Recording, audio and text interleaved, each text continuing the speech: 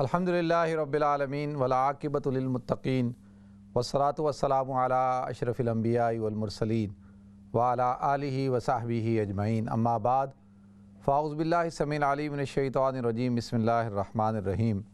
الذین اذا اصابتهم مصیبہ قالوا انا للہ و انا الیہ راجعون۔ صدق اللہ العظیم۔ اللہم صلی علی محمد وعلی آل محمد کما صلیت علی ابراہیم وعلی آل ابراہیم انک حمید مجید۔ اللہم بارک علی محمد وعلی آل محمد کما بارکت علی ابراہیم وعلی آل ابراہیم انک حمید مجید۔ رب اشرح لی صدری ویسر لی امری واحلل عقدۃ من لسانی یفقہوا قولی۔ محترم ناظرین کرام، بزرگان دین اور میری عزیز ماؤں اور بہنوں بھائیوں، السلام علیکم ورحمۃ اللہ وبرکاتہ۔ میں آپ کا میزبان عبدالوہاب آپ کو پروگرام گفتگو کے اندر خوش آمدید کرتا ہوں۔ ناظرین، یہ ویکینڈ بڑا ہی دردناک اور کربناک گزرا ہے، اس حوالے سے کہ جمعرات کے دن دوپہر کو خبر آئی کوئی 2:30-3 بجے کے قریب کہ حضرت علامہ قاری تصور الحق مدنی صاحب دامت برکاتہم العالیہ، اب تو نور اللہ مرکزہ رحمۃ اللہ علیہ، ان کا انتقال ہو گیا ہے۔ یقین نہیں آیا کہ اتنی بڑی شخصیت، اور یہ ضرور خبریں آ رہی تھی کہ ان کی طبیعت ٹھیک نہیں ہے، لیکن وہ گھر پہ تھے اور صبح کے وقت ہی ان کا برین ایمریج ہوا، ان کو ہاسپٹل لے جایا گیا اور دوپہر 2 بجے ہی جمعرات کے دن دوپہر 2 بجے ان کا انتقال ہو گیا۔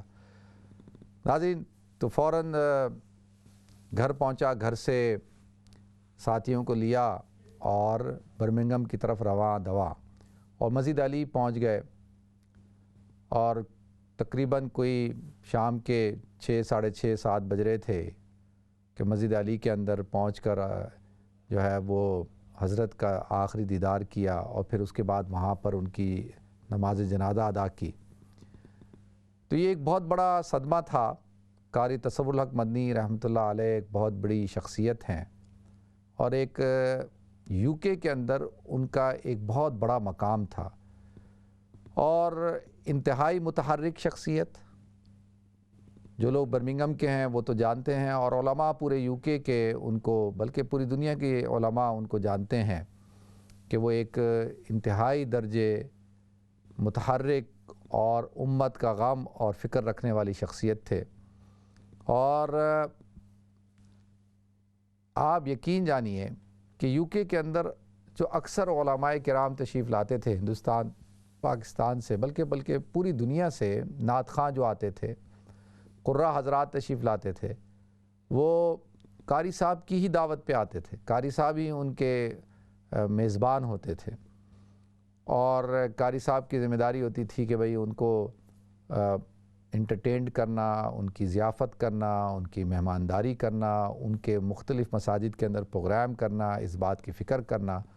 جب میں نے نیا چینل پہ پروگرام کرنا شروع کیا تو قاری صاحب سے میرا تعلق قائم ہوا، اور قاری صاحب ہمیشہ محبت سے پیش آتے تھے، اور ابھی ریسنٹلی جو بھی ایک ویڈیو کلپ بناتے تھے، وہ جو بھی ان کا کوئی پیغام ہوتا تھا وہ یہ مجھے ضرور بھیجتے تھے، اور وقتاً فوقتاً ان سے گفتگو بھی ہوتی رہتی تھی۔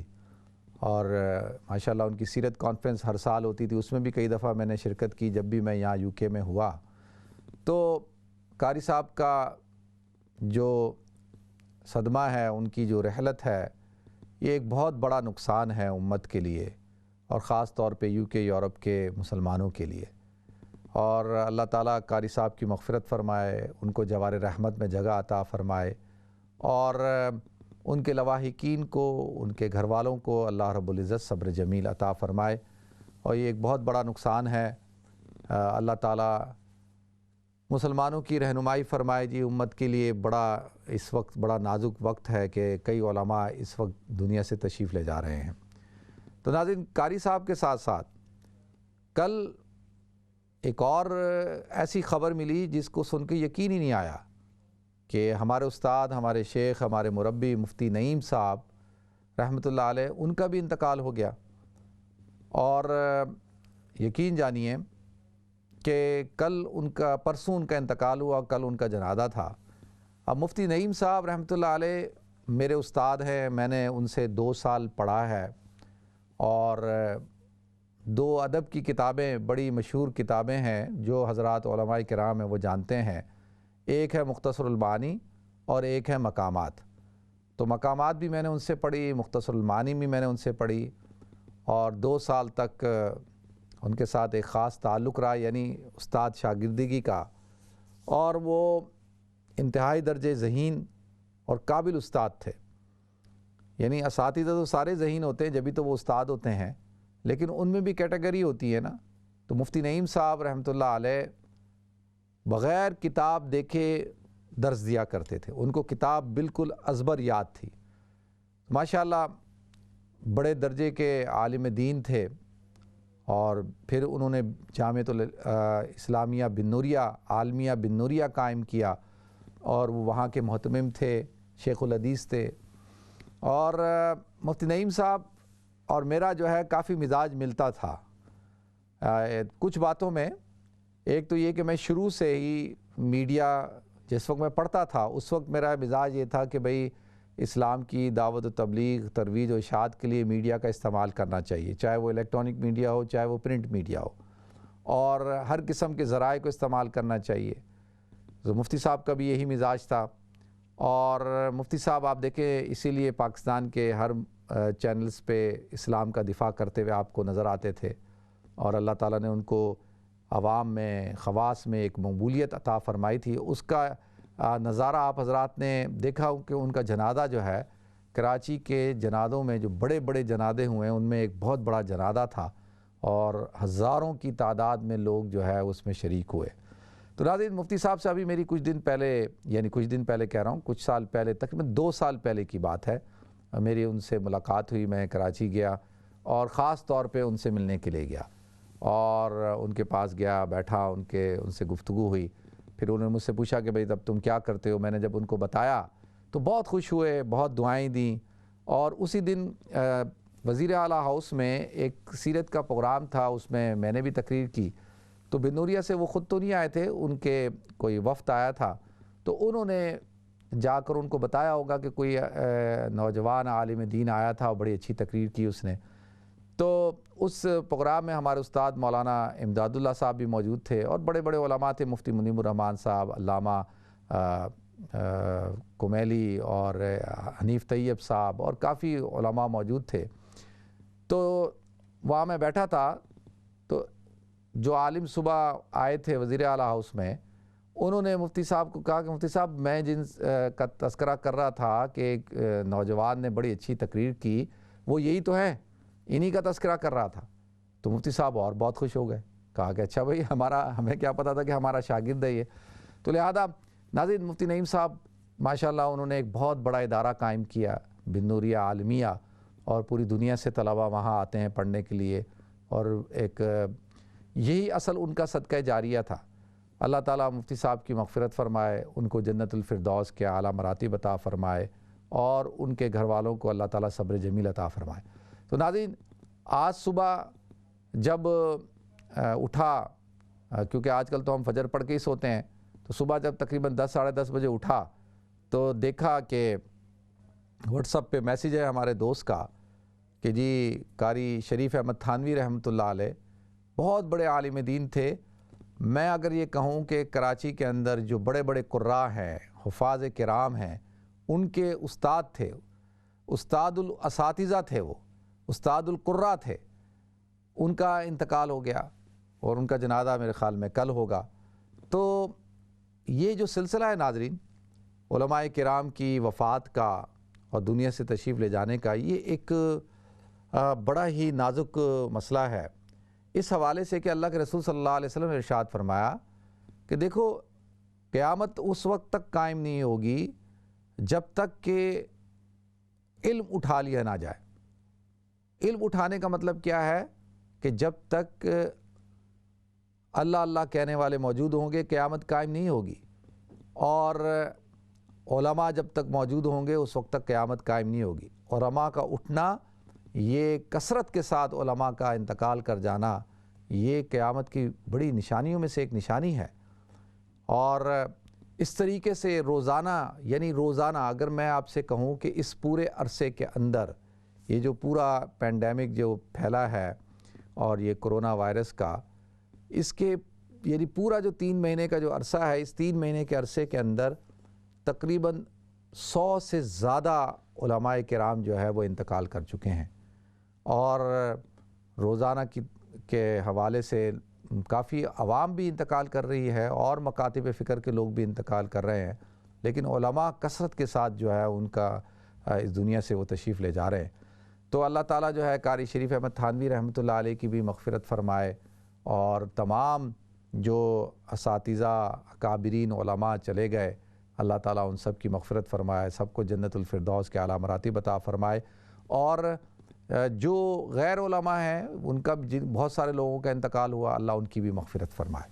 تو ناظرین، قرآن پاک میں اللہ رب العزت نے ارشاد فرمایا، شہید اللہ انہ لا الہ الا هو والملائکۃ واولو العلم قائما بالقسط لا الہ الا هو العزیز الحکیم، یعنی اللہ کی وحدانیت کی، اللہ کی الوہیت کی جو گواہی دیتے ہیں، جو ذات گواہی دیتی ہے، شہید اللہ انہ لا الہ الا هو والملائکۃ واولو العلم، کہ سب سے پہلے تو اللہ رب العزت کی ذات خود اس بات پر دلالت ہے، اپنی حقانیت کو اللہ خود بیان کرتے ہیں، اور کہ اللہ ایک ہے، تنہا ہے۔ پھر اللہ تعالیٰ ارشاد فرماتے ہیں کہ ملائکہ بھی اللہ کی وحدانیت اور اللہ کی الوہیت کے اوپر دلالت کرتے ہیں، گواہی دیتے ہیں۔ پھر اس کے بعد ارشاد فرمایا وہ اولو العلم، اور اس کے ساتھ ساتھ اولو العلم، علماء جن کے پاس علم ہوتا ہے، وہ اللہ رب العزت کی الوہیت اور وحدانیت کی گواہی دیتے ہیں۔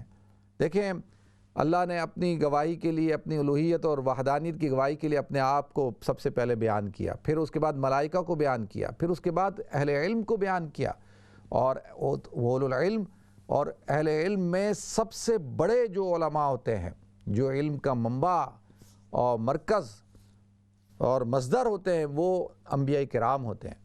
اسی لیے تو اللہ کے رسول صلی اللہ علیہ وسلم نے ارشاد فرمایا، العلماء ورثۃ الانبیاء، کہ علماء انبیاء کے وارث ہوتے ہیں، اور جو انبیاء ہوتے ہیں فإن الانبیاء لا یورث درہم ولا دینارا، انبیاء اپنی وراثت کوئی درہم اور دنانیر نہیں بھیجتے، نہیں چھوڑتے، بلکہ وہ تو ان کی وراثت کیا ہوتی ہے؟ ان کا وراثت علم ہوتا ہے، اور اس علم کے اٹھانے والے اہل علم علماء کرام ہوتے ہیں، اور علماء کرام کا وجود ہر معاشرے کے اندر، ہر سوسائٹی کے اندر، ہر علاقے کے اندر باعث رحمت ہوتا ہے۔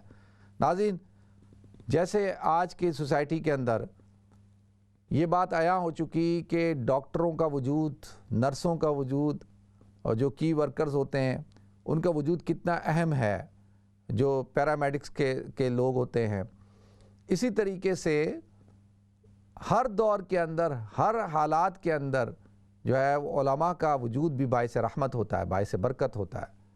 اور قیامت کی نشانی میں سے کیا نشانی ہے؟ کہ علماء آہستہ آہستہ، علم ختم ہوگا۔ علم ختم ہونے کا مطلب کیا؟ علماء انتقال کرنا شروع ہو جائیں گے، اور پھر جب علماء نہیں ہوں گے تو دیکھیں پھر کیا ہوگا؟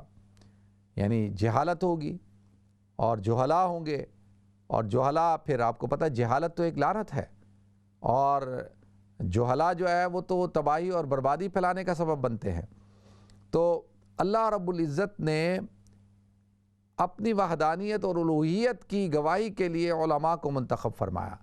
تو اس سے بات پتہ چلی کہ علماء کا کام کیا ہے؟ علماء کا کام یہ ہے کہ وہ اللہ کی توحید کو، اللہ کی وحدانیت کو بیان کریں، کیونکہ اللہ رب العزت تمام گناہوں کو معاف کر دیں گے، لیکن اللہ تعالیٰ شرک کو معاف نہیں کریں گے۔ ان اللہ لا یغفر ان یشرک بہ ویغفر ما دون ذلک لمن یشاء، کہ اللہ فرماتے ہیں کہ میں ہر گناہ معاف کر دوں گا، لیکن لا یغفر ان یشرک، میں شرک کو معاف نہیں کروں گا۔ اور فرمایا کہ جو شخص شرک کرتا ہے اللہ کے ساتھ، وہ ظلم ہے، وہ ظلم عظیم کرتا ہے، اور وہ کھلی گمراہی کے اندر ہے۔ تو لہذا یہ علماء کی ذمہ داری ہوتی ہے کہ وہ انسانوں کی رہنمائی کریں، رہبری کریں اور انسانوں کو اللہ سے ملائیں، ان کا تعلق اللہ کی ذات کے ساتھ جوڑیں، اللہ کا عرفان عطا فرمائیں اور شریعت کی تعلیم، اسلام کی تعلیم دیں اور لوگوں کی تربیت کریں۔ اور یہ اساتذہ، علماء اور مشائخ کا کام ہوتا ہے اور یہ ان کی ذمہ داری ہوتی ہے، ان کی ڈیوٹی ہوتی ہے۔ اس لیے تو اللہ تعالیٰ نے ارشاد فرمایا قُلْ هَلْ يَسْتَوِي الَّذِينَ يَعْلَمُونَ وَالَّذِينَ لَا يَعْلَمُونَ، اے نبی آپ کہہ دیجئے کیا جو شخص علم رکھتا ہے وہ اور جو علم نہیں رکھتا کیا وہ اللہ کی نگاہ میں برابر ہیں؟ ہرگز نہیں۔ ان کا رتبہ جو ہے الفضل للعلم والعلماء، الشرف للعلم والعلماء، کہ فضیلت بھی اللہ تعالیٰ نے علم کو دی ہے اور اس علم کی صفت کے ساتھ موصوف ہوتے ہیں علماء، ان کو اللہ رب العزت نے عطا فرمائی ہے، اور شرافت بھی اللہ تعالیٰ نے علم کو عطا کی ہے اور علم کی بدولت جو ہے اللہ تعالیٰ نے علماء کو عطا فرمائی ہے۔ حضور اکرم صلی اللہ علیہ وسلم نے ارشاد فرمایا انما بعثت معلما، کہ مجھے تو معلم بنا کر مبعوث کیا گیا ہے۔ تو جن سوسائٹیوں کے اندر، جن معاشرے کے اندر علماء کی قدر کی جاتی ہے، اساتذہ کی قدر کی جاتی ہے، معلمین کی قدر کی جاتی ہے، وہ معاشرہ ہمیشہ آپ دیکھیں وہ ترقی یافتہ معاشرہ ہوتا ہے، وہ اخلاق یافتہ معاشرہ ہوتا ہے، اور اس معاشرے کے اندر آپ کو راحت، چین، سکون، اطمینان نظر آئے گا۔ اور جن معاشروں میں، جن سوسائٹیوں میں جہلاء کو عزت دی جائے اور جو ہے جہلاء کو شرافت دی جائے تو وہ پھر معاشرے بھی آپ کے سامنے ہیں۔ پھر وہاں جو حال ہوتا ہے اور انسانیت کی جو صورتحال ہو جاتی ہے، جو انسانیت وہاں گر جاتی ہے کہ یہاں سے اٹھایا نہیں جا سکتا۔ تو لہذا اللہ رب العزت اہل علم کی حفاظت فرمائے۔ دیکھیں قرآن مجید کو پڑھنے والے، پڑھانے والے، یہ سب سے بہترین لوگ ہیں۔ خیرکم من تعلم القرآن وعلمہ، تو میں سب سے بہترین آدمی وہ ہے جو قرآن کو سیکھتا ہے اور سکھاتا ہے۔ اب آپ اندازہ کر سکتے ہیں کہ جو شخص جو ہے قرآن اور حدیث کی تعلیم دیتا ہو، جو شخص جو ہے وہ امامت کرتا ہو، اور جو شخص جو ہے وہ اذان دیتا ہو، وہ کتنا بڑا اونچا مقام ہے اس کا، کتنا بڑا رتبہ ہے۔ تو ہم سب کو حکم دیا گیا کہ ہم علم حاصل کریں۔ کن عالماً، کہ تم عالم بن جاؤ، او متعلماً، طالب علم بنو۔ اگر نہ عالم بن سکتے ہو نہ طالب علم بن سکتے ہو تو ہما والاہما، تو ان سے محبت کرنے والے ہو جاؤ۔ ولا تکن خامساً، اور پانچویں مت بننا۔ کیوں؟ پانچواں جو ہے وہ شخص ہوتا ہے جو ان سے بغض رکھتا ہے، جو ان سے نفرت کرتا ہے، جو شخص علماء سے نفرت کرتا ہے۔ دیکھیں اگر کسی عالم کا کوئی انفرادی فعل ہو تو وہ اس کا انفرادی فعل ہے، لیکن اس فعل کی بنیاد پر آپ تمام علماء کو برا نہیں کہہ سکتے۔ آپ جو ہے اگر کسی شخص نے، کسی داڑھی والے نے اگر کوئی غلط کام کیا ہے تو وہ شخص جو ہے اس نے غلط کہا، وہ ایک انڈیویجول ہے، اس کی وجہ سے آپ سارے داڑھی والوں کو برا نہیں کہہ سکتے۔ ہمارے ہاں سافٹ ٹارگٹ کیونکہ علماء ہیں، تو لہذا اسلام دشمن جو قوتیں ہیں وہ ڈائریکٹ اسلام کو تو برا بلا کہتی نہیں ہیں۔ تو ابھی جب اگر اسلام کو برا بلا کہیں گے تو گناہگار سے گناہگار شخص مسلمان وہ بھی کھڑا ہو جائے گا، دفاع کرے گا۔ تو لیکن وہ کیا کرتے ہیں کہ علماء کی آڑ میں انڈائریکٹلی اسلام کو برا بلا کہتے ہیں۔ آپ دیکھیں ہمارے ہاں کتنی بڑی بڑی ٹی وی پہ شخصیات بیٹھی ہوتی ہیں اور وہ سارا فوکس ان کا کیا ہوتا ہے کہ اسلام کو ٹارگٹ کرو، علماء کو ٹارگٹ کرو۔ ہر معاملے کے اندر ذمہ دار کس کو ٹھہرا دو؟ عالم کو بنا دو۔ اور آپ اور میں کیا ہم سوچ سکتے ہیں کہ جس طرح سے ایک عالم بن کے آتا ہے اور جن گھرانوں کے بچے عالم بنتے ہیں، کیا آپ نے کبھی، آپ میرے ساتھ چلیں، ہم سروے کرتے ہیں، میری تو پوری زندگی مدرسے میں گزری ہے، اچھے گھرانوں کے بچے تو عالم بنتے ہی نہیں تھے۔ ہم کراچی کے شہری لڑکے پوری کلاس کے اندر صرف 3 یا 4 تھے، پوری کلاس کے اندر۔ زیادہ سے زیادہ آخری درجے میں زیادہ سے زیادہ جو ہوں گے اگر 15-20 لڑکے ہوں گے۔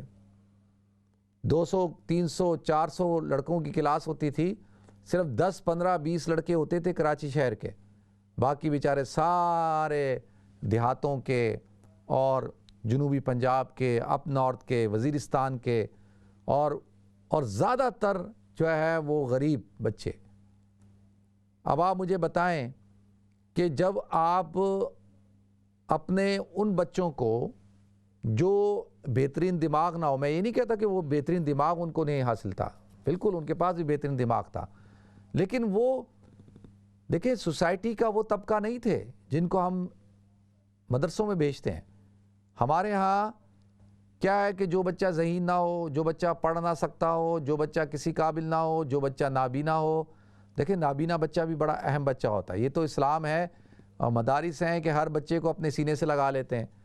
سوسائٹی جن بچوں کو پھینک دیتی ہے، جن کو اسکول قبول نہیں کرتے، جن کو معاشرہ قبول نہیں کرتا، ان کو مدارس اور علماء اپنے سینوں سے لگاتے ہیں اور 10 سال تک ان کو پڑھاتے ہیں اور ان کو عالم بناتے ہیں، کھلاتے ہیں، ان کو رکھتے ہیں، اور پھر وہ جب معاشرے میں عالم بن کر نکلتا ہے تو دین کی خدمت کرتا ہے۔ لیکن اب آپ دیکھیں کہ انویسٹمنٹ کیا کی ہم نے دین کے اوپر، علماء پہ ہماری کیا انویسٹمنٹ ہے، مساجد پہ۔ ایک پاکستان میں ایک مسجد ایسی نہیں ہے کہ جو حکومت پاکستان نے بنائی ہو ناظرین، ایک مسجد۔ فیصل مسجد ہے، فیصل مسجد بھی کس نے بنائی؟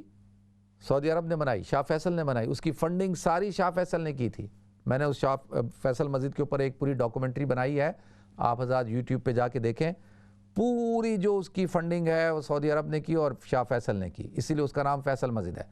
آپ ایک مسجد دکھا دیں اس پورے ادوار کے اندر جب سے پاکستان بنا اور آج تک کہ کسی حکومت کے سربراہ نے، پرائم منسٹر نے، پریزیڈنٹ نے جو ہے وہ کسی مسجد کا افتتاح کیا ہو اور اس مسجد کو یعنی باٹم ٹو ٹاپ تک جو ہے حکومت نے بنایا ہو۔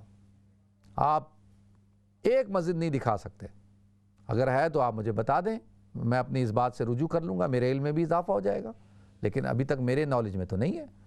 بحریہ ٹاؤن کے اندر جو ہے وہ ملک ریاض نے بنائی، وہ بھی اس مقصد کے لیے بنائی کہ اس کے ذریعے اس نے وہ پلاٹ بیچنے تھے، باقی محبت، اسلام سے محبت کی وجہ سے تو نہیں بنائی، وہ تو مارکیٹنگ کی وجہ سے بنائی، لیکن حکومت نے جو ہے وہ نہیں بنائی۔ ایک مدرسہ ہوتا ہے نا حکومت بنائے اور وہ کہہ کہ جی ہم نے بنایا اور ہم نے چلایا، تو لہذا اب بیچارے جن حالات سے یہ بچے پڑھ کے نکلتے ہیں اور ان حالات کے اندر جو ہے وہ دین کا پرچم تھامتے ہیں اور پھر پوری دنیا کے اندر اس پرچم کو لہراتے ہیں اور علم لے کر پھرتے ہیں، اور آج الحمدللہ پوری دنیا کے اندر مساجد میں، مراکز کے اندر، آپ کو مدارس کے اندر جو اساتذہ ملیں گے وہ انہی مدرسوں کے پڑھے ہوئے ملیں گے، اور انہی دیکھیں مفتی نعیم صاحب انٹرنیشنل اسٹینڈرڈ کا ماشاءاللہ مدرسہ ہے ان کا، کبھی آپ کو جب جانا ہو آپ جا کے دیکھیں، آپ دارالعلوم کو جا کر دیکھیں، دارالعلوم کراچی کو دیکھیں، بنوری ٹاؤن کو دیکھیں، اور ساری اپنی مدد آپ کے تحت، اور عام مسلمانوں کا آج بھی ان کے اوپر اعتماد ہے، آج کا پوری دنیا کا باطل قوتیں جو ہے وہ کوشش کر لی کہ بھئی مدرسوں کو بند کر دیں، ان کی فنڈنگ بند کر دیں، نہیں بند کر سکے، اور کہا کیونکہ عوام کا، مسلمان کا ان اداروں پہ، ان علماء پہ آج بھی اعتماد ہے۔ اللہ تعالیٰ جو ہے وہ ہمارے جو باقی اکابرین علماء زندہ ہیں، اللہ ان کی زندگیوں میں برکت عطا فرمائے، ان کی حفاظت فرمائے، صحت کے ساتھ رکھے۔ وآخر دعوانا الحمدللہ رب العالمین۔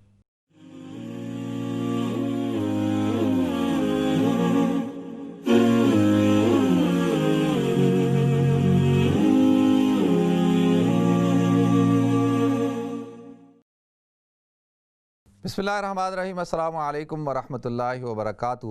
ناظرین، ایک اعرابی شخص حضور اکرم صلی اللہ علیہ وسلم کے پاس تشریف لایا اور آ کر عرض کی، یا رسول اللہ بڑا غریب ہوں، مسکین ہوں، آپ میری کچھ مدد کر دیں۔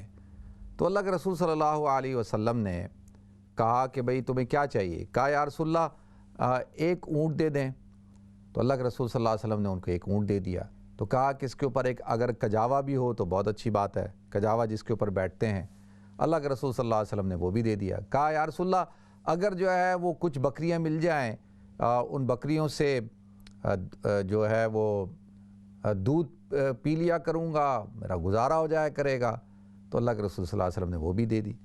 اور پھر کہا یا رسول اللہ تھوڑے سے کچھ گندم اور کھانے کی چیزیں مل جائیں، کھجور اور گندم وغیرہ مل جائے تاکہ جو ہے گھر میں کھانے پینے کا بھی انتظام ہو جائے۔ تو اللہ کے رسول صلی اللہ علیہ وسلم نے اس کو وہ بھی دے دیا، اور پھر اللہ کے رسول صلی اللہ علیہ وسلم نے ارشاد فرمایا کہ بھئی تم سے تو وہ موسیٰ علیہ السلام کی جو ہے وہ بڑھیا ہی بہتر ہے۔ تو ناظرین، اس حدیث کو کئی محدثین نے بیان کیا ہے کہ یہ شخص اللہ کے رسول صلی اللہ علیہ وسلم کے پاس آیا اور اس نے آ کر کیا مانگا؟ اونٹ مانگا، بکریاں مانگی، کھانے پینے کی چیزیں مانگی۔ تو حضور نے کیا فرمایا کہ وہ بڑھیا موسیٰ علیہ السلام کے زمانے کی وہ تم سے بہتر ہے۔ مطلب کیا؟ مطلب یہ ہے کہ حضرت موسیٰ علیہ السلام کے زمانے میں ناظرین جب حضرت موسیٰ علیہ السلام نکلے ہیں ایجپٹ سے بیت المقدس کی طرف، فلسطین کی طرف ہجرت جب آپ نے کی، جب آپ نکلے ارض مقدسہ کی طرف سرزمین ایجپٹ سے، تو راستہ بھول گئے۔ جب راستہ بھول گئے تو آپ نے بنی اسرائیل کے علماء کو بلایا اور ان سے مشورہ کیا کہ بھائی کیا وجہ ہے راستہ بھولنے کی؟ تو انہوں نے کہا کہ یہ راستہ اس وقت تک نہیں ملے گا جب تک کہ ہم نے سنا ہے کہ حضرت یوسف علیہ السلام نے وصیت کی تھی کہ جب میرا انتقال ہو جائے تو میری تدفین امانتاً کی جائے ایجپٹ میں، اور جب موسیٰ علیہ السلام یا میرے بعد جو حضرات آئیں اور جو جب ہجرت کریں سرزمین شام تو میری جسد خاکی کو یا میری میت کو وہاں پر میرے والد اور میرے جو دادا ہیں ان کے قدموں کی طرف کے پاس جو ہے اس کی تدفین کی جائے۔ تو کہا کہ اچھا بھئی اس کو تلاش کرو، وہ کہاں ہیں؟ حضرت یوسف علیہ السلام کی جو ہے وہ کدھر ہے، قبر کدھر ہے؟ تو لہذا ڈھونڈ رہے ہیں اور لوگوں سے پوچھ رہے ہیں، تو کسی نے بتایا کہ بھئی صرف اور صرف ایک بڑھیا ہے، اس کو اس قبر کا پتہ ہے۔ تو لہذا حضرت موسیٰ علیہ السلام اس بڑھیا کے پاس گئے اور اس بڑھیا سے کہا کہ بھئی ہم حضرت یوسف علیہ السلام کی قبر کو ڈھونڈ رہے ہیں، وہ قبر کہاں ہے؟ تو اس بڑھیا نے کہا کہ ایک شرط پہ بتاؤں گی کہ آپ کو میرا ایک مطالبہ ماننا پڑے گا۔ تو حضرت موسیٰ علیہ السلام سمجھے کہ یہ کچھ پیسے مانگے گی، کوئی دنیا کی چیز مانگے گی، تو آپ نے کہا کیا مانگتی ہے؟ جو مانگے گی دوں گا۔ کہا کہ بھئی میں موسیٰ علیہ السلام آپ مجھ سے وعدہ کریں کہ آپ مجھے جو ہے جنت میں اپنا قرب عطا کریں گے۔ تو حضرت موسیٰ علیہ السلام کے چہرے کی رنگت بدل گئی۔ کہا کہ بھئی کہ دیکھ کیسا سوال کر رہی ہے۔ تو حضرت موسیٰ علیہ السلام نے کہا بھئی جنت تو میری تو ہے نہیں، وہ تو اللہ کی ہے۔ ہاں اللہ سے دعا کروں گا کہ بھئی اللہ تجھے جنت میں میرا ساتھی بنا دے۔ تو کہا ٹھیک ہے وعدہ کرو۔ تو انہوں نے کہا اچھا میں وعدہ کرتا ہوں کہ اللہ سے دعا کروں گا۔ اسی وقت اللہ کی وحی نازل ہوئی کہ موسیٰ ہم اس بڑھیا کو تمہارا ساتھی بنائیں گے جنت کے اندر۔ تو ناظرین حضرت موسیٰ علیہ السلام نے اس کو خوشخبری سنائی، وہ بڑھیا لے کے گئی اور مصر میں ایک جگہ تھی، ایک جوہر تھا پانی کا، کہا کہ اس کو خشک کرو، پانی سارا نکالو، اور نکالنے کے بعد نیچے جو ہے زمین تھی اس میں ایک غار تھا، اور اس غار کے اندر جو ہے حضرت یوسف علیہ السلام کی جو ہے وہ قبر تھی، اور حضرت یوسف علیہ السلام کے جسم اطہر کو نکالا گیا اور لے جا کر مسجد ابراہیم الخلیل کے اندر، اللہ رب العزت کا یہ فضل ہے کہ مجھے اللہ نے سعادت دی، اور میرے ساتھ جو اس گروپ میں لوگ تھے ان کو بھی اللہ نے سعادت دی، کیونکہ وہ تو اس کی چابیاں تو جوئش کے پاس ہیں اور وہ اس حصے میں ہیں جو جوئش کے کنٹرول میں ہے۔ تو جب لیکن نیچے جو قبر ہے اس کے جانے کا راستہ تھا، تو مجھے وہاں کا جو متولی تھا اس کے پاس چابی تھی اور اس نے مجھے وہ کھول کے وہاں پر زیارت کروائی۔ تو لہذا اللہ کے رسول صلی اللہ علیہ وسلم نے ارشاد فرمایا ان کو کہ بھئی اگر تم سے تو وہ بڑھیا اچھی تھی کہ وہ کیا کر رہی ہے، حضرت موسیٰ علیہ السلام سے ان کا قرب جنت کے اندر مانگ رہی ہے۔ تو لہذا ناظرین ایک صحابی حضرت ربیعہ رضی اللہ تعالیٰ عنہ، وہ حضور اکرم صلی اللہ علیہ وسلم کو غسل دیا کرتے تھے۔ تو اللہ کے رسول صلی اللہ علیہ وسلم نے ایک دن خوش ہو کے پوچھا کہ مانگ ربیعہ کیا چاہیے تجھے، کیا مانگتا ہے؟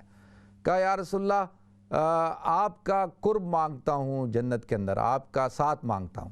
تو اللہ کے رسول صلی اللہ علیہ وسلم نے ارشاد فرمایا کہ پھر ٹھیک ہے، پھر کثرت سے سجود ادا کرو، عبادت کرو اور مجھ سے محبت کرو۔ تو جو شخص عبادت کے ذریعے سے، سجود کے ذریعے سے میرا قرب حاصل کرتا ہے، مجھ سے محبت کرتا ہے، تو اللہ تعالیٰ اس کو جنت میں میرا ساتھی بنائے گا۔ تو اللہ تعالیٰ مجھے آپ کو، ہم سب کو حضور اکرم صلی اللہ علیہ وسلم کی میت عطا فرمائے۔ اور جنت میں آپ کا قرب عطا فرمائے۔ تو دیکھتے ہیں ہمارے ساتھ کالر کون ہے۔ السلام علیکم۔ وعلیکم السلام۔ جی مفتی صاحب، مجھے آپ سے یہ پوچھنا ہے کہ جب ہم سجدہ صاحب کے لیے ایک دفعہ سلام پھیر کے تو اتحیات جب پڑھتے ہیں تو وہ پوری پڑھتے ہیں، اور اس کے بعد سجدہ صاحب کر کے دوبارہ مطلب ہے کہ اتحیات پڑھیں گے تو وہ پوری پڑھیں گے؟ چلیں ٹھیک ہے، اور کوئی سوال ہے آپ کا؟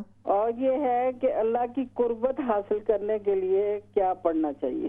ابھی تو میں نے آپ کو بتایا اللہ کے رسول کی قربت اور معیت حاصل کرنے کے لیے کیا کرنا چاہیے۔ وہ تو ہے، ہاں تو اللہ لیکن وہ جو تو اللہ کے رسول کے بڑھیا نے تو حضرت موسیٰ علیہ السلام سے براہ راست مانگ لیا، لیکن میں آپ سے پوچھ رہی ہوں، آپ اللہ کے بندے ہیں اور ماشاءاللہ بہت آپ کا بڑا مشن ہے، باقاعدگی سے میں آپ کا پروگرام دیکھتی ہوں، آپ کے سوال سنتی ہوں۔ آپ یہ سمجھیں کہ آپ میرے چھوٹے بھائی ہیں، محبت ہے، کیونکہ میں 80 ایئر اولڈ ہوں، ظاہر ہے آپ چھوٹے ہیں، میرے چھوٹے بھائی ہیں، جی آپ کے لیے دعا بھی کرتے ہیں۔ بہت تو شکریہ۔ یہ ہے کہ اللہ کی قربت حاصل بالکل کرنے ٹھیک کے ہے جی، لیے بالکل میں بتاتا ہوں جی، ٹھیک ہے جی، بہت شکریہ۔ نیکسٹ کال حاصل۔ جی السلام بڑی علیکم۔ مہربانی۔ السلام علیکم۔ السلام علیکم مولانا صاحب، کیا حال ہے؟ الحمدللہ میں ٹھیک ہوں، آپ خیریت سے؟ ٹھیک ہے الحمدللہ الحمدللہ۔ جی آپ بڑا خوبصورت بیان کرنے ہو پروگرام میں، میرے پری بہت کی بہتر ہے سی جی اردو بولنے ذرا مشکلات نہیں ہے۔ چلیں کوئی بات نہیں، آپ کریں بات۔ جی جزاک اللہ۔ تو بات یہ ہے کہ یہ بڑی خوبصورت سے گلاں کیتیاں، بڑے ہی حافظ صاحب واقعی اس میں کوئی شک نہیں دی، ساری شخصیت حافظ اللہ اکبر قاری تصور الحق صاحب، ہاں بس عالم راگ سے جی جی عالم راگ جی، بڑی اچھی شخصیت اور بڑے اچھے علماء ہیں، انہوں نے پیچھے بڑی دفعہ نماز پڑھنے اللہ تعالیٰ سعادت دیتی ہے، آمین، اور اللہ ان کی بہت مغفرت اچھا فرمائے جی۔ مسجد تعمیر کروائی ہے جی انہوں نے، اللہ تعالیٰ محنت قبول کرے۔ آمین، بالکل جی بالکل، مسجد علی ان کا صدقہ جاریہ ہے، اور اللہ تعالیٰ مسجد علی کی وجہ سے اللہ ان کی مغفرت فرمائے گا، اور وہ ان کے لیے مسجد تعمیر کرنا، ویسی من بنا مسجدن بن اللہ بیتن فی الجنہ، کہ جو شخص مسجد بناتا ہے اللہ جنت میں اس کے لیے گھر بناتے ہیں، تو انہوں نے اتنی بڑی مسجد ماشاءاللہ بنوائی، اور وہ جن لوگوں نے بھی اس میں حصہ ڈالا ہے وہ بھی اس میں شامل ہیں، تو آج ان کے لیے یہ صدقہ جاریہ ہوگی۔ نیکسٹ کال لیتے ہیں جی۔ السلام علیکم۔ السلام علیکم۔ وعلیکم السلام۔ جی جی فرمائیں جی۔ اچھا، میں وہ آپ نے بتایا تھا جمعہ دن سورت کراش سورت علم نشرح پڑھنی ہے 360 دفعہ، وہ سورت کراش پڑھنی ہے یا سورت علم نشرح پڑھنی ہے، کس طرح پڑھنا؟ میں تصویر پلیز۔ ٹھیک ہے میں بتاتا ہوں جی، ٹھیک ہے۔ نیکسٹ کال لیتے ہیں جی۔ السلام السلام علیکم۔ علیکم۔ السلام علیکم۔ وعلیکم السلام ورحمۃ اللہ وبرکاتہ۔ جی، آج جو دو عظیم ہستیوں کے بارے میں آپ نے ہمارے ساتھ شیئر کیا، ان لوگوں کو ویسے پتہ ہر چیز کا ہوتا ہے، مگر جس طرح آپ نے ان کا بیک گراؤنڈ اور جو ان کی اچھے کام بتائے ہیں، اور ایسے علماء صدیوں میں پیدا ہوتے ہیں، تو مجھے بھی تھوڑا سا جو مفتی نعیم جو ان کا ڈیتھ ہوئی ہے ان کے بارے میں مجھے پہلے کافی پتا تھا، میرے بھتیجے نے وہاں سے قرآن حفظ کیا تھا ماشاءاللہ لاہور میں، ماشاءاللہ، میں اس حوالے سے بھی جانتی ہوں، ویسے بھی ٹی وی پہ اکثر وہ ان کو میڈیا کے لوگ بتاتے تھے، تو مجھے کئی بار یہ افسوس ہوتا تھا کہ ہمارے لوگ ایسے لوگوں کی قدر نہیں کرتے۔ جی جب وہ ماروی کا تھا پروگرام تو وہ اتنی بدتمیزی سے بات کی تھی اس نے، ہاں اس نے اتنے اپنے ایٹیکیٹس اور اتنا بہیویئر، اور مجھے اس وقت بھی بہت احساس ہوا تھا کہ ایسے لوگ صدیوں میں آتے ہیں، اور ہم آپ کے ساتھ افسوس بھی کرتے ہیں، اور اللہ تعالیٰ ایسے علماء ہمیشہ قائم دائم رہیں اور دین کا۔ اور قاری تصور الحق صاحب میرے ساتھ کافی شو میں، اقرا میں بھی اور یہاں بھی آئے ہیں۔ قاری تصور الحق بندی صاحب، اگر آپ ان کی جب چہرہ دیکھیں گی نا، تصویر وغیرہ دیکھیں، تو وہ کافی، جب اقرا بنا تو اقرا کو بڑا سپورٹ کیا تھا انہوں نے، اور بہت زیادہ جو ہے وہ الگ بات ہے کہ آج ان کی جو کاوشیں ہیں ان کو سراہا نہیں گیا، لیکن قاری صاحب نے بہت ماشاءاللہ یو کے اندر کافی مساجد کو اور ہر جو جماعت تھی، علماء تھے، ان کو سپورٹ کرتے تھے۔ اللہ تعالیٰ جی قاری صاحب کی مغفرت فرمائے، بہت بڑی شخصیت تھے، اللہ آپ کو بھی برکت عطا فرمائے جی۔ بہت شکریہ آپ کی کال۔ نیکسٹ کال لیتے ہیں جی۔ السلام علیکم۔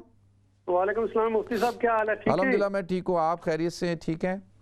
بالکل ٹھیک ٹھاک ہوں. تو میں نے قاری صور صاحب کے افسوس کے لیے آپ کو فون کیا ہے. جی بالکل جی. بہت میں نے دیکھا وہاں پر آپ کو, تو ہم دور تھے, تو میں نے کہا کہ چلو میں فون پر جو ہے نا افسوس کر لیتا ہوں آج. بالکل جی. وہ بس وہ آپ کو پتہ ہے کرونا کی وجہ سے جو ہے وہ کافی پابندیاں ہیں, جنازے کے اندر اتنے لوگ جمع نہیں ہو سکتے, ایسا ہے. لیکن الحمدللہ پھر بھی مختلف لوگ آتے رہے وہاں پہ اور دعا کرتے رہے ماشاءاللہ. اللہ تعالیٰ جی ان کی مغفرت فرمائے اور ان کے گھر والوں کو صبر جمیل عطا فرمائے جی. ٹھیک ہے, بہت شکریہ آپ کی کال کا, جزاکم اللہ. نیکسٹ کال لیتے ہیں جی. السلام علیکم. وعلیکم السلام ورحمۃ اللہ وبرکاتہ. جی میرے دماغ میں ایسی بات آ رہی ہے نا, میں کہ جیسے یہ بھی اہل کتاب ہے نا, جیسے یہ یہودی ہیں اور عیسائی اور ہم جیسے سب, تو یہ جو یہودی ہے یہ مطلب کس پیغمبر کو زیادہ وہ کرتے ہیں, عزیر علیہ السلام کو, یا کیا ذرا اس پہ روشنی ڈالیں مجھے ذرا سا وہ ہو رہا ہے, کیونکہ یہ لوگ اللہ کو بھی مانتے ہیں, میں خیال ہے وہ ختنے بھی کرتے ہیں اور حلال بھی کھاتے ہیں, تو میں کہ یہ کیا وہ ہے, تو ذرا سا اس میں تفصیلاً بتا دیں. اللہ حافظ. اچھا جی.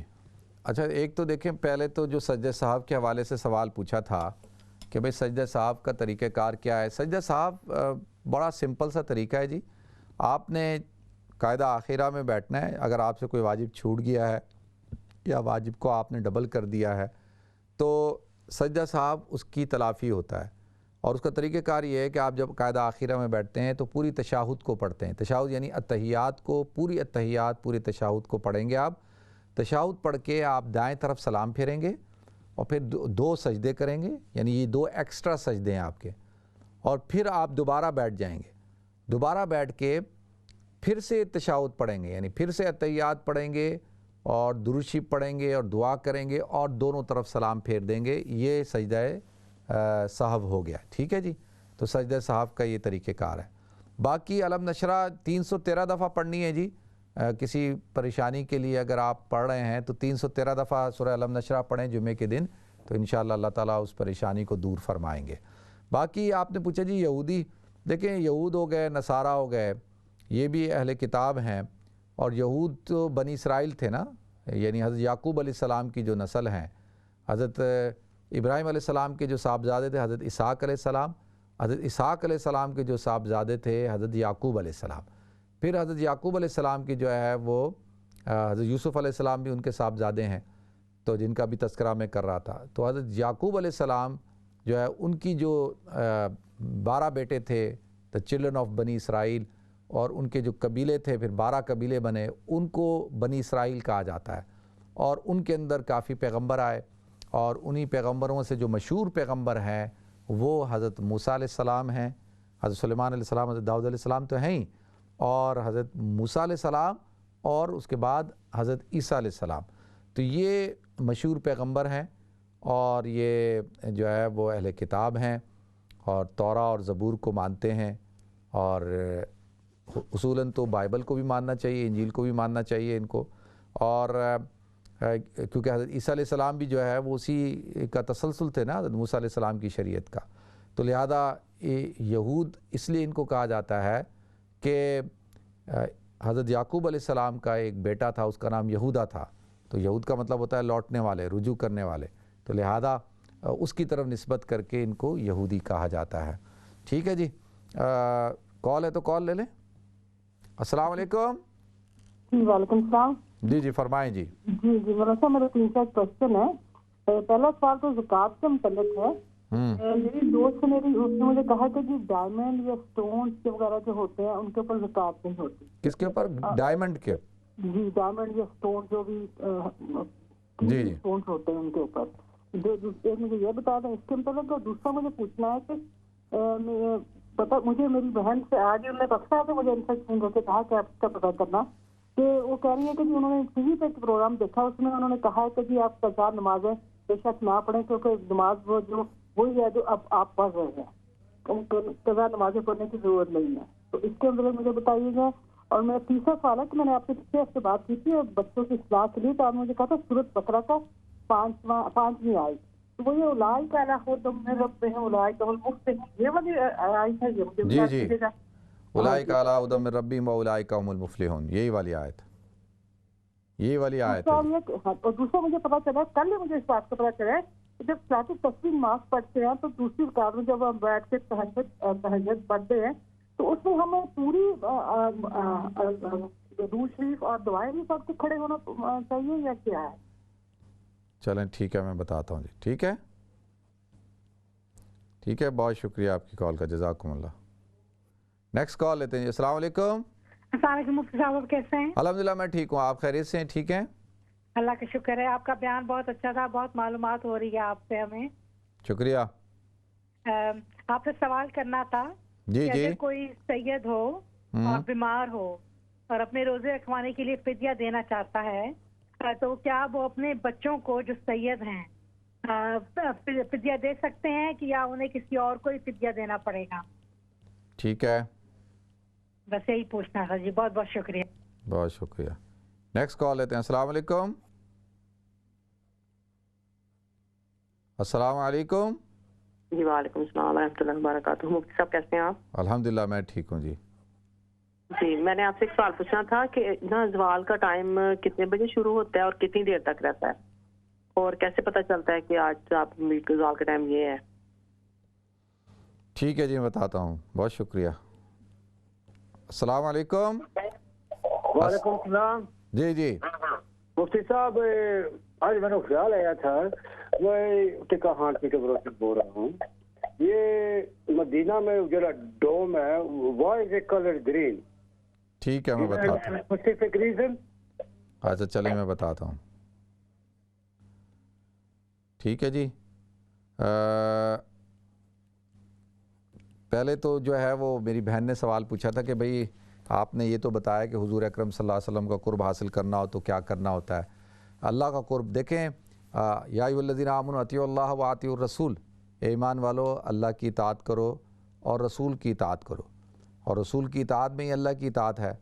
پھر اللہ رب العزت نے سب سے پہلے تو ہم نے اطاعت کرنی ہے حضور اکرم صلی اللہ علیہ وسلم کی، اور پھر دوسری جگہ اللہ تعالیٰ نے ارشاد فرمایا قل ان کنتم تحبون اللہ فاتبعونی یحببکم اللہ.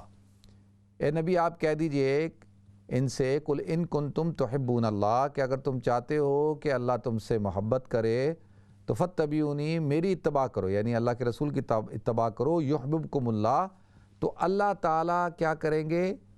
تمہیں اپنا محبوب بنا لیں گے. تو اگر اللہ سے اللہ کی محبوبیت یعنی حضور کی اطاعت اور حضور کی محبت، پہلے ہم محب بنتے ہیں کس کے؟ اللہ کے رسول کے. ہم ان سے محبت کرتے ہیں، ان کی اطاعت کرتے ہیں، اور اس کا مقام اور درجہ کیا ہے کہ اللہ تعالیٰ ہمیں اپنا محبوب بنا لیتا ہے، مقام محب سے اٹھا کر مقام محبوبیت عطا کر دیتا ہے. تو لہذا اگر ہم چاہتے ہیں کہ اللہ کے محبوب بن جائیں تو اس کے لیے جو ہے وہ حضور اکرم صلی اللہ علیہ وسلم کی ہمیں اطاعت کرنی ہوگی، ان سے محبت کرنی ہوگی، دین اسلام پہ چلنا ہوگا، شریعت اسلامیہ کو اختیار کرنا ہوگا، اللہ کے جو نواہی ہیں ان سے بچنا ہوگا، اوامر کو اختیار کرنا ہوگا، عمل کرنا ہوگا. دوسرا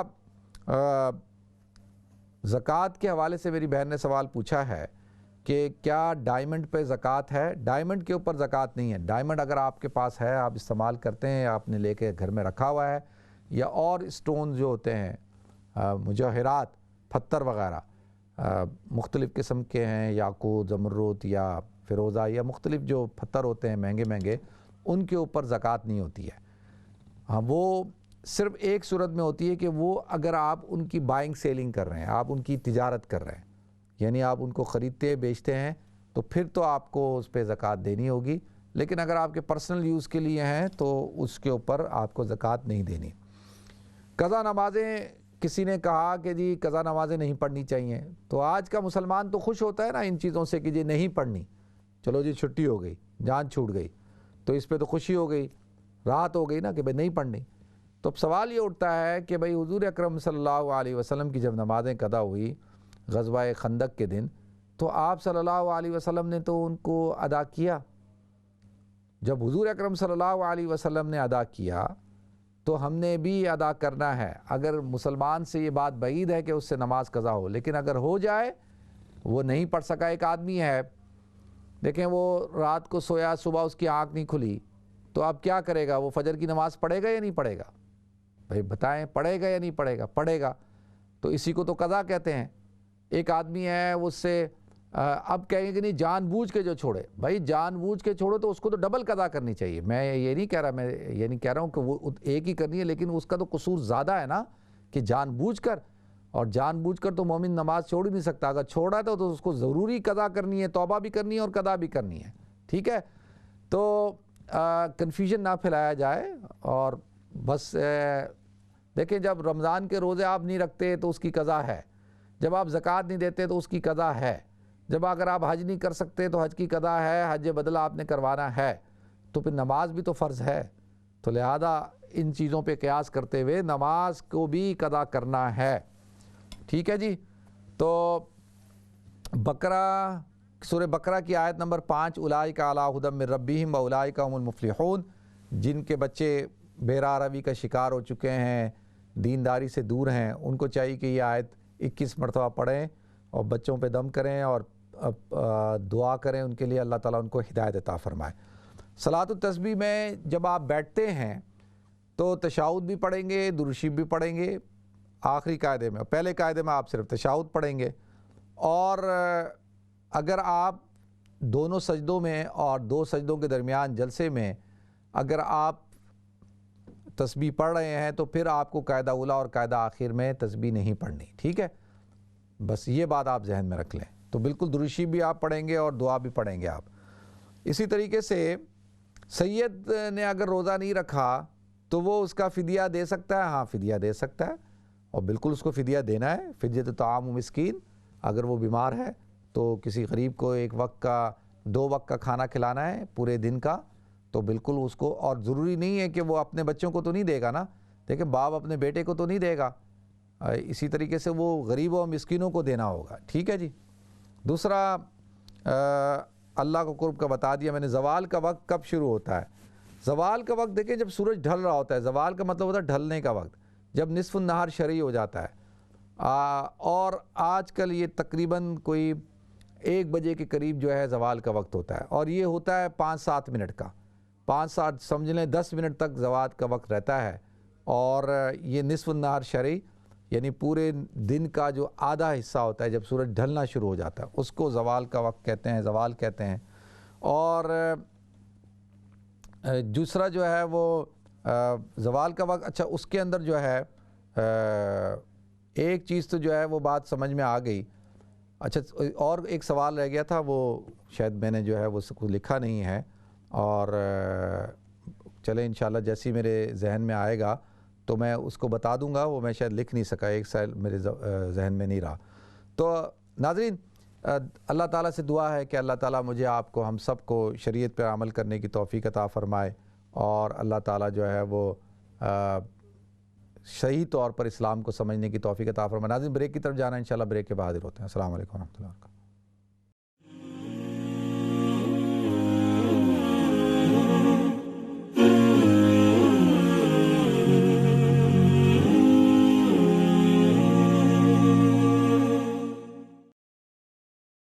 بسم اللہ الرحمن الرحیم. السلام علیکم ورحمۃ اللہ وبرکاتہ. ناظرین، آپ کو ایک دفعہ پھر پروگرام گفتگو کے اندر خوش آمدید کرتا ہوں. میرے بھائی نے سوال پوچھا تھا کہ گنبد خضرا جو ہے، یعنی مسجد نبی صلی اللہ علیہ وسلم کا جو گنبد ہے وہ جو گرین ہے وہ کب سے ہے؟ اچھا ناظرین، یہ کوئی تقریباً 15 صدی کا عرصہ ہے، اور سلطان سیف الدین ایک مملوک سلطان تھا، اس نے اس کو جو ہے وہ گنبد کو گرین کلر کا کروایا تھا. اور آتا ہے یہ بھی ایک ہے. دوسرا میں نے بھی کہیں اور بھی پڑھا تھا کہ آٹومنس جو عثمانی ایک خلیفہ تھا اس نے یہ کلر کروایا تھا. تو محمود بن عبد الحمید کے بارے میں آتا ہے کہ اس نے بھی کروایا تھا. باقی واللہ عالم بالصواب، حقیقت اللہ کو پتہ ہے. اچھا جی، تو جو کالوں کا سلسلہ ناظرین اس کو بھی شروع کریں گے انشاءاللہ، جاری رکھیں گے. تو جیسا کہ میں نے عرض کیا کہ دیکھیں جو شریعت ہے، شریعت کہتے کسے ہیں؟ شریعت کہتے ہیں کہ جو دین اللہ رب العزت نے حضور اکرم صلی اللہ علیہ وسلم کو عطا کیا، اور قرآن کی صورت کے اندر جو احکامات ہیں قرآن کے، اسی طریقے سے جو احادیث ہیں احادیث کی صورت کے اندر. اب ان سے جو احکام ہماری طرف متوجہ ان کو شریعت کہا جاتا ہے. اچھا، اب بنیادی طور پر جو تو پلرز آف اسلام ہیں وہ تو 5 ہیں نا. یعنی سب سے پہلے تو بلیو ہے، جس کا تعلق آدمی کے ایمان کے ساتھ ہے، انسان کے یقین کے ساتھ ہے، کہ شہادت اللہ الہ الا اللہ وان محمد عبدہ ورسولہ، کہ اللہ رب العزت کی وحدانیت کی، الوہیت کی گواہی دینا، اور حضور اکرم صلی اللہ علیہ وسلم کی رسالت کی، نبوت کی اور ختم نبوت کی شہادت دینا. یہ شہادت ہے اور اس کو بلیو کہتے ہیں، اس کو ایمان کہتے ہیں. اس کے بعد 4 جو ہے، سب سے پہلی چیز ہے نماز، دوسری ہے رمضان کے روزے، تیسرا ہے زکوٰۃ اور چوتھا ہے حج. اب یہ تو پلرز آف اسلام ہیں. بنی الاسلام علی 5، یہ اسلام کی جو عمارت کی بنیاد ہے وہ 5 چیزوں پہ ہے. پلرز آف اسلام یہ 5 ہو گئے. اچھا، اب یہ زکوٰۃ کا علم حاصل کرنا، رمضان کے روزوں کا علم حاصل کرنا، حج کا علم حاصل کرنا اور نماز کا علم حاصل کرنا. اب دیکھیں، سب سے پہلی چیز ہے نماز. نماز ہر مسلمان کے اوپر فرض ہے، غریب امیر سب کے اوپر ہے. اس میں کوئی قید نہیں ہے کہ جی امیر پہ ہوگی غریب پہ نہیں ہوگی، نہیں، ہر ایک کے اوپر ہے. چاہے آپ امیر ہیں، غریب ہیں، چاہے آپ صحت مند ہیں، چاہے آپ بیمار ہیں، ہر حالت میں، چاہے آپ مسافر ہیں، چاہے آپ مقیم ہیں، نماز ہر حال میں فرض ہے. تو لہذا اس کا علم حاصل کرنا ہر مسلمان پر فرض ہے. اب رمضان مبارک کے روزے وہ بھی ہر مسلمان کے اوپر، امیر غریب کی کوئی قید نہیں ہے، اور ایک وقت میں سارے رکھیں گے. ہاں، وہ لوگ جو بیمار ہیں، وہ جو سفر پہ ہیں، جو بیمار ہیں، ان کے لیے نہیں ہے کہ وہ بعد میں پھر قضا رکھ لیں. لیکن اب رمضان مبارک کے روزے فرض ہیں تو ان کا علم حاصل کرنا بھی فرض ہے. اب 2 اور چیزیں ہیں، ایک ہے زکوٰۃ اور ایک ہے حج. اب زکوٰۃ دیکھیں، ہر مسلمان کے اوپر فرض نہیں ہے، صرف مالداروں کے اوپر فرض ہے. تو لہذا جب آپ کے پاس پیسے آ گئے، آپ صاحب نصاب ہو گئے، مالدار ہو گئے، تو اب آپ کو زکوٰۃ دینی ہے. تو زکوٰۃ کا علم حاصل کرنا فرض ہے. اب ایک آدمی غریب ہے تو غریب کو تو اس کے اوپر زکوٰۃ تو فرض ہے نہیں، تو لہذا اس کو، ہاں، اس کے لیے اتنا علم کہ کیونکہ وہ زکوٰۃ لینے والا ہے تو اس کو اتنا پتہ ہونا چاہیے کہ بھائی کہ میں مستحق ہوں یا نہیں ہوں، اتنا علم اس کو بھی حاصل کرنا ہے. لیکن باقی جو مسائل ہیں ان کا، کیونکہ وہ ابھی مخاطب نہیں ہے، ابھی مکلف نہیں ہے، زکوٰۃ اس کے اوپر فرض نہیں ہے، تو لہذا اب اس کو یہ مسائل سیکھنا بھی فرض نہیں ہے. اسی طریقے سے حج ہے. اب حج بھی ہر مسلمان کے اوپر فرض نہیں ہے، یہ صاحب استطاعت کے اوپر، اور وہ شخص جو پوری جو ہے وہ صلاحیت رکھتا ہے حج کرنے کی، اور پیچھے سے اس کے گھر والوں کو لک آفٹر کرنے والا بھی کوئی ہے، اور اس کے بعد اتنے پیسے ہیں کہ وہ گھر والے بھی اچھی سے رہ لیں گے، تو اور اس کے بعد سواری بھی ہے، یعنی انتظام ہیں ٹریولنگ کے. اب حج اس کے اوپر فرض ہو گیا، صاحب نصاب بھی ہے. تو اب جب حج فرض ہو گیا تو ناظرین اس کے اوپر حج کے مسائل سیکھنا فرض ہو گئے. اسی لیے آپ دیکھیں کہ اکثر علماء کو بھی حج کے مسائل نہیں پتہ ہوتے. وہ اس لیے نہیں پتہ ہوتے کہ بے شمار علماء پہ حج فرض بھی نہیں ہوتا، اور حج کیونکہ زندگی میں ایک دفعہ کرنا ہوتا ہے تو لہذا اس لیے پریکٹس میں بھی زیادہ نہیں ہوتا. اب نماز پریکٹس میں زیادہ ہے، اور رمضان کے روزے بھی پریکٹس میں ہیں، زکوٰۃ بھی پریکٹس میں ہوتی ہے، لیکن حج کیونکہ زندگی میں ایک دفعہ کرنا ہوتا ہے اس لیے اس کے مسائل بھی اتنے زیادہ پریکٹس میں نہیں ہوتے، تو اس لیے اس کے اندر بھی اتنا استحضار نہیں ہوتا. تو لہذا جب حج فرض ہو گیا جس شخص کے اوپر، تو اس کو حج کے مسائل سیکھنا بھی کیا ہیں، اس کے اوپر ضروری ہے. اور دوسرا، بڑی اچھی خبر تو نہیں ہے، یعنی اس سال حج جو ہے وہ جو غیر ملکی ہیں، جو فارنرز ہیں، یعنی غیر ممالک سے لوگ جو آتے ہیں حج کرنے کے لیے، ان کے لیے حج منسوخ ہو چکا ہے. آج باقاعدہ آفیشلی اعلان بھی ہو گیا ابھی تھوڑی دیر پہلے. تو لیکن جو مقامی لوگ ہیں وہ حج کریں گے اور حج ہوگا. اللہ تعالیٰ جو ہے وہ انشاءاللہ اس وقت تک اس بیماری کو بھی اللہ تعالیٰ ختم کر دیں گے، اور اللہ تعالیٰ یقینی طور پر یہ جو حالات ہیں، ان حالات کے اندر اب کیا کر سکتے ہیں، جو صورتحال ہے وہ آپ حضرات کے سامنے. تو جن حضرات نے نیت کی تھی، ارادہ کیا تھا، انشاءاللہ اللہ تعالیٰ ان کو ثواب بھی عطا فرمائیں گے، اور ان کو ڈسہارڈ ہونے کی ضرورت نہیں ہے، اور انشاءاللہ وہ اگلے سال اللہ تعالیٰ نے چاہا تو وہ ضرور حج کریں گے. نیکسٹ کال لیتے ہیں. السلام علیکم. ہیلو، السلام علیکم. वालेकुम सलाम व रहमतुल्लाहि व बरकातहू जी। सब तो पहले तो बेटा थानू बहुत अफसोस ना करनी आ जो बुजुर्गां ने दीन गए ने ते दूसरा ਤੁਹਾਡਾ प्रोग्राम ਤੇ हर वक्त देखनी है मैं, ਤੁਹਾਨੂੰ पता ही है।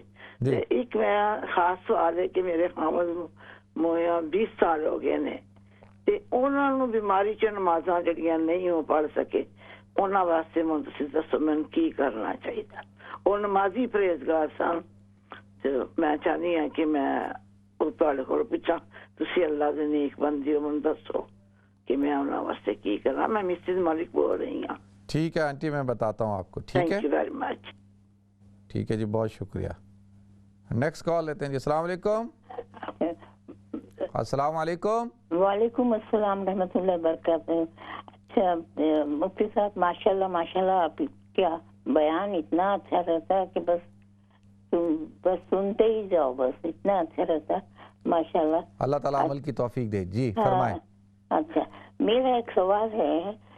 अच्छा भाई, आपका वो प्रोग्राम जो रहता है कहते सफर मुकद्दसा, उसको मैं इतने बार देखती इतना पसंद आता मेरे को। बस याकूब मैं ये सवाल है उसके बारे में, याकूब अलैहिस्सलाम की मज़ार कहाँ है? मुझे नजर नहीं आई उनकी तख्ती। और यूसुफ अलैहिस्सलाम की भी, यूसुफ अलैहिस्सलाम की वसीयत के मुताबिक मूसा अलैहिस्सलाम तो लेके आ गए थे ना जी, मगर उनकी तस्वीर। अच्छा वो इससे जो वो मैं अर्ज करता हूँ जी। ठीक है, मैं अर्ज करता हूँ। नेक्स्ट कॉल लेते हैं। अस्सलाम वालेकुम। अस्सलाम वालेकुम। वालेकुम अस्सलाम। जी जी फरमाएं जी। ये असल में ये जो अक्सर लोगों के पास कुछ पैसे तो 50,000 रुपए तो होते हैं जिनको ज़कात देनी हो, और अब वो ज़कात के 50, आजकल तो 50,000 रुपए तो कोई बड़ी बात ही नहीं है, तो उनको ज़कात लग सकती है या नहीं? चलें ठीक है, मैं बताता हूँ जी। ठीक है। अच्छा, एक तो आंटी जो आपने सवाल पूछा है, पहले तो मिसेस मलिक साहब के सवाल का जवाब दे देता हूँ कि उन्होंने पूछा है कि जी वो उनके शौहर को इंतकाल को 20 साल हो गए हैं, अल्लाह ताला उनकी मग़फ़िरत फ़रमाए जी, अल्लाह ताला उनको जन्नतुल फ़िरदौस के आला मरातिब अता फ़रमाए। और उनकी कई नमाज़ें फ़ौत हो गई थी बीमारी की हालत में, तो क्या करना चाहिए जी? उनका आपको फ़िदिया देना होगा। एक नमाज का फ़िदिया, एक मिस्कीन को 2 वक्त का खाना खिलाना। ठीक है जी। तो आपको दिन की हो गई 5 तो फ़र्ज़ नमाज़ें हो गई और 1 नमाज वितर की हो गई, तो टोटल 6 नमाज़ें दिन की हो गई। तो आपको अब एक दिन की 6 नमाज़ों का फ़िदिया आपको देना होगा, और ये तकरीबन 4 पाउंड एक नमाज के बनते हैं। तो अगर ये आदमी दे सकता है, और उन्होंने अगर विरासत में माल छोड़ा था और वसीयत की थी, तो बिल्कुल उनके माल में से ये फ़िदिया दिया जाए। अगर उन्होंने नहीं छोड़ा था तो फिर अगर वरासा करते हैं तो वो उनकी तरफ से एहसान का मामला होगा, सलूक का मामला होगा कि जी उन्होंने अपने वालिद के लिए, अपने शौहर के लिए, उनके लिए सिला रहमी की, एहसान मंदी की, जो अल्लाह ताला की बारगाह में कबूलियत हासिल करेगा इंशाअल्लाह। तो बिल्कुल अगर वो माल नहीं छोड़ के गए थे, तो औलाद के पास अगर पैसे हैं तो उनको चाहिए कि ज़रूर अपने वालिदैन के लिए ये उनका फ़िदिया दें। ठीक है जी। दूसरा, हज़रत याकूब अलैहिस्सलाम, देखिए मैंने बताया ना आपको, हज़रत इब्राहीम अलैहिस्सलाम और हज़रत याकूब अलैहिस्सलाम और हज़रत इसहाक़ अलैहिस्सलाम और हज़रत यूसुफ़ अलैहिस्सलाम, ये जो मस्जिद इब्राहीम है ना, जो अल खलील के अंदर है, देखिए अल्लाह ताला की तरफ से है कि ये साल में 10 दिन खुलती है, और ये मुसलमानों के कब्ज़े में होती थी। 1993 में एक जूइश जो है वो मस्जिद में रमज़ान का महीना दाखिल हुआ, उसने फायरिंग की और कई मुसलमानों को शहीद कर दिया, ज़ख्मी कर दिया। फिर ये मस्जिद 3-4 महीने तक बंद हो गई। जब 3-4 महीने के बाद खुली, अच्छा उससे पहले तो पूरी मस्जिद मुसलमानों के पास थी, जो अल हिब्रोन, ये जो हिब्रोन है ना, अल खलील, वहाँ पे है मस्जिद इब्राहीमी, तो पूरी मस्जिद मुसलमानों के पास थी। लेकिन जब वो खुली तो जब लोग आए, देखा तो मस्जिद के 2 हिस्से कर दिए गए थे, आधा मुसलमानों के कंट्रोल में दे दिया, आधा जूइश के पास है, इसराइल के पास है। और जो हज़रत इब्राहीम अलैहिस्सलाम और हज़रत याकूब अलैहिस्सलाम और हज़रत सारा, अच्छा हज़रत सारा का तो नज़र आता है जाते साथ ही, लेकिन अपना जो हज़रत यूसुफ़ अलैहिस्सलाम वो तो नीचे हैं, ये सारी कबूर तो वैसे नीचे ही हैं, تو حضرت ابراہیم علیہ السلام اور حضرت یعقوب علیہ السلام اور حضرت یوسف علیہ السلام یہ حضرات ان کے کنٹرول میں ہیں. لیکن جب ہم جاتے ہیں تو شروع کے اندر جو ہے حضرت سارہ کی ہے تو وہ آدھا مسلمانوں کے نظر آتا ہے, اس طرف سے جوئش دیکھتے ہیں. پھر اسی طریقے سے حضرت ابراہیم علیہ السلام کا جو ہے وہ بھی ہمیں مسلمانوں کو بھی وہ ایک راستہ ہے, ہم بھی جاتے ہیں وہاں جا کے سلام پڑھتے ہیں. تو لیکن وہ جوئش کے کنٹرول میں بھی ہے, تھوڑا سا ان کی طرف بھی ہے وہ, اگر آپ دیکھیں تو اسی طریقے سے. لیکن حضرت یعقوب علیہ السلام کا پورا ان کی طرف ہے, اور وہ صرف سال کے 10 دن ہوتے ہیں جن دنوں میں اس مسجد کو کھولا جاتا ہے, اور اس میں پوری مسجد میں آپ جو ہے وہ جا کے زیارت کر سکتے ہیں. اور ان میں 10 دنوں میں سے ایک رات ہوتی ہے شب معراج کی رات. تو ابھی ہم نے یہ جو معراج کا جو مہینہ تھا رجب کا, اور یہ رات تھی مارچ کے اندر, تو ہم نے بکنگ کرائی ہوئی تھی, اور میں کئی سالوں سے جا رہا ہوں, بڑا ایکسائٹڈ تھا کہ بھائی اس دفعہ شب معراج کی رات ہم نے وہاں گزارنی ہے, اور مسجد ابراہیم بھی پوری کھلی ہوگی, اور حضرت یعقوب علیہ السلام, حضرت یوسف علیہ السلام اور ان حضرات کی قبور کی زیارت بھی ہوگی. لیکن وہ یہ کرونا وائرس کے چکر میں سارا پروگرام جو ہے وہ کینسل ہو گیا اور ہم نہیں جا سکے, تو لہذا حضرت یوسف علیہ السلام کی قبر بھی وہیں پہ ہے. ٹھیک ہے جی. اچھا نیکسٹ کال لیتے ہیں جی. السلام علیکم. السلام علیکم. وعلیکم السلام ورحمۃ اللہ وبرکاتہ. جی مفتی صاحب کیسے ہیں آپ؟ الحمدللہ میں ٹھیک ہوں. اچھا مفتی صاحب میں نے پوچھنا تھا قضا نمازوں کے بارے میں. بھائی ہم ہوتے ہیں جو اتنے میں جب سے ہماری ایج ہوئی ہے, ہم پہ فرض ہوئی ہے نماز, جو اتنی نہیں ادا کر سکے, جب شادی ہو گئے بچوں میں اتنی لگے رہے پوری نمازیں نہیں ادا کر سکے. اب تو الحمدللہ ہم 5 وقت پڑھتے ہیں, تو وہ جو اتنی ساری نمازیں ہیں وہ ان کو ہم کیسے ادا کریں؟ ہر نماز کے ساتھ تو پڑھتے ہیں, ایک نماز میں ہر مغرب کے ساتھ پڑھ لی, دوسری کے ساتھ, وہ ان کا تو بہت لمبا ہی حساب ہوگا. وہ تو ان کے لیے آپ کیا بتاتے ہیں؟ چلیں ٹھیک ہے, میں بتاتا ہوں. ٹھیک ہے. اچھا ایک تو سوال پوچھا تھا میرے بھائی نے کہ بھئی ایک شخص ہے, اس کے پاس اگر 50,000 روپے ہیں تو کیا اس کو ہم زکوٰۃ دے سکتے ہیں؟ دیکھیں زکوٰۃ جو ہے فقراء مساکین کا حق ہے. ایک شخص ہے اس کے پاس 50,000 روپے ہیں تو وہ فقیر و مسکین تو نہیں ہے, یعنی اس کے پاس اتنے پیسے تو ہیں کہ وہ خود بھی کھا سکتا ہے, بلکہ پورا مہینہ کھا سکتا ہے اور اپنے بچوں کو بھی کھلا سکتا ہے, تو وہ ابھی مستحق نہیں ہے. ہاں یہ ضرور ہے کہ وہ زکوٰۃ ادا نہیں کرے گا, لیکن وہ زکوٰۃ لے گا بھی نہیں, کیونکہ اس کے پاس اتنے پیسے ہیں کہ جن پیسوں سے وہ اپنا خرچہ اٹھا سکتا ہے, کھانا پینا کر سکتا ہے. ٹھیک ہے. ایسے شخص کو زکوٰۃ نہیں دی جائے گی. وہ شخص جو بالکل مفلوق الحال ہو, مفلس ہو, اور اس کے بعد کسی قسم کا کوئی پیسے نہ ہو اور مقروض ہو, تو اس کو پھر زکوٰۃ دینی ہوتی ہے. ٹھیک ہے. قضا نمازوں کے بارے میں جو ہے جی آنٹی نے پوچھا ہے کہ بھئی کیسے کریں, بہت زیادہ نمازیں قضا ہو چکی ہیں اور اب کیا کریں, ان نمازوں کو کیسے قضا کریں. اچھا دیکھیں جی, آپ شروع کر دیں پڑھنا اور انشاءاللہ پڑھتی رہیں, اور اللہ تعالیٰ توفیق دے گا, ختم ہو جائیں گی. اگر خدا نہ خواستہ اس دوران وفات ہو جاتی ہے, انسان انتقال کر جاتا ہے, تو پھر اللہ کی ذات سے قوی امید ہے کہ انشاءاللہ اللہ تعالیٰ ضرور معاف کر دیں گے. ٹھیک ہے. پہلے تو توبہ کر لی جائے, اللہ تعالیٰ توبہ کرنے سے سارے گناہ معاف کر دیتے ہیں. لیکن دیکھیں یہ حقوق اللہ میں سے ہے, نماز اللہ کا حق ہے, تو لہذا آپ اس کو ادا کرنا شروع کر دیں, تو انشاءاللہ پھر وفات ہو گئی تو پھر اللہ کی ذات سے امید ہے کہ جی اللہ معاف کر دیں گے انشاءاللہ. لیکن اگر آپ پڑھنا شروع کر دیں, مجھے پورا یقین ہے کہ انشاءاللہ اللہ تعالیٰ آپ کو توفیق عطا فرمائیں گے. اور ہمیں بھی چاہیے کہ بھئی دیکھیں نماز کی پابندی کریں, اور جب نماز ابھی دیکھیں جیسے آپ نے کہا ہے نا, تو ہماری بہت ساری بہنیں ابھی آپ کے اس سوال کو انہوں نے سنا ہوگا, جو ماشاءاللہ ابھی ینگ ہیں اور جن کی ابھی شادیاں ہوئی ہیں, جن کے ابھی بچے چھوٹے ہیں, اور جس دور سے آپ گزر کے آئی ہیں وہ اس دور سے ابھی گزر رہی ہیں, اور جس دور میں آج آپ ہیں اس دور میں انہوں نے پہنچنا ہے. تو ان کے لیے آپ کی جو کال ہے اس سے ایک سبق ہے, اور سبق یہ ہے کہ بھئی آپ نے بچے بھی پالنے ہیں, آپ نے گھر بھی سنبھالنا ہے, آپ نے اپنی ذمہ داریوں کو بھی پورا کرنا ہے, اور ساتھ ساتھ نماز کی پابندی بھی کرنی ہے. اور پھر جب آپ نہیں پڑھتے کئی سالوں تک تو پھر دیکھیں بعد میں مشکل ہو جائے گی, اور پھر جب آپ کی جیسی صورتحال ہے ویسی صورتحال ہو جائے گی. تو لہذا نماز نہیں چھوڑنی چاہیے اور نماز کی پابندی کرنی چاہیے. دیکھیں وہ ایک دوست آیا میرے پاس اور مجھے کہتا ہے یار میرا جو چھوٹا بھائی ہے وہ بڑا یار وہ ٹی وی دیکھتا رہتا ہے, فلمیں دیکھتا رہتا ہے, گانے سنتا رہتا ہے اور ہر وقت جو ہے وہ گیم کھیلتا رہتا ہے. تو کوئی ایسا وظیفہ بتائیں کہ وہ یہ ٹی وی دیکھنا چھوڑ دے, گانے سننا چھوڑ دے.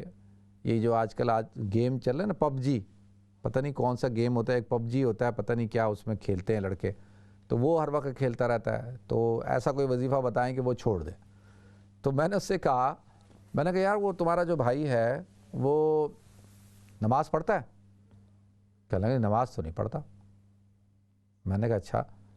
اب آپ دیکھیں یہ جو بات میں آپ کو بتا رہا ہوں, اس کو اس بات کی فکر نہیں ہے کہ میرا بھائی نماز نہیں پڑھتا, یعنی اس کو یہ ٹینشن نہیں ہے کہ بھائی نماز نہیں پڑھتا, نماز فرض ہے, اس کو یہ ٹینشن نہیں ہے. اس کو یہ ٹینشن ہے کہ یار وہ پب جی کھیلتا ہے, وہ گانے سنتا ہے, وہ ٹی وی دیکھتا ہے. وہ تو گناہ ہے نا, چلیں ٹھیک ہے اور غلط کام ہے, لیکن نماز پڑھنا تو فرض ہے, فرض. یہ اس سے ہمارے مائنڈ سیٹ کا پتہ چلتا ہے کہ ہمارے نزدیک کوئی بچہ, کوئی خاتون, کوئی فرد گھر کا نماز نہیں پڑھ رہا تو ہمیں ٹینشن نہیں ہوتی ہے, ہمیں دوسری چیزوں کی ٹینشن ہوتی ہے. تو پہلے تو دیکھیں اس کی ٹینشن کریں اس کی. جب تک اگر ہم اس کی ٹینشن نہیں کریں گے تو معاملہ ٹھیک نہیں ہوگا. تو اللہ تعالیٰ ہم سب کو توفیق دے جی. نیکسٹ کال لیتے ہیں. السلام علیکم. السلام علیکم. السلام علیکم. جی وعلیکم السلام. مفتی صاحب ٹھیک ہو؟ الحمدللہ میں ٹھیک ہوں, آپ خیریت سے ٹھیک ہیں؟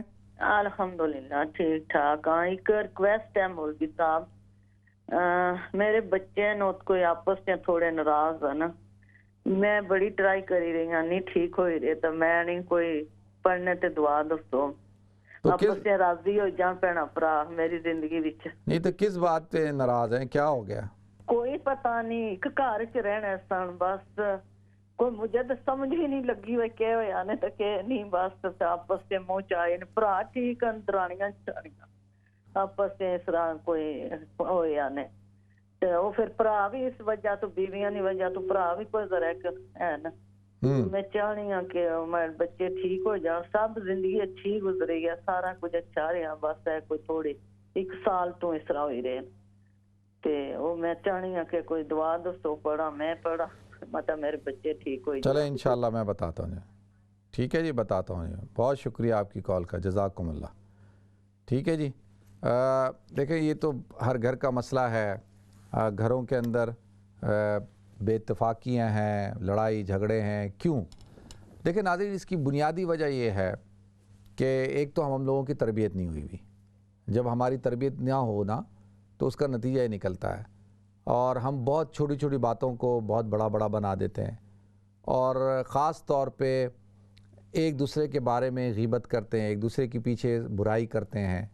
اور شیطان بھی ہمیں لوگوں کی برائیاں ہی دکھاتا ہے, اپنے بھائیوں کی برائیاں دکھا رہا ہوتا ہے, ہم ان کی غیبت کرنا شروع کر دیتے ہیں, ان کی برائی کرتے ہیں. ہم یہ نہیں دیکھتے کہ جی ہمارے جو ہے ان کی اچھائیاں جو سامنے لے کے آئیں, اچھائیوں کو پیش کریں, ایک دوسرے کی غیبت نہ کریں. یہ جو غیبت ہے نا, اس کی وجہ سے, جس کو پنجابی میں کیا کہتے ہیں, پنجابی میں اس کو بدخوئی کہتے ہیں. یہ جو بدخوئی ہے نا, اس کی وجہ سے ناظرین گھر کے گھر برباد ہو گئے.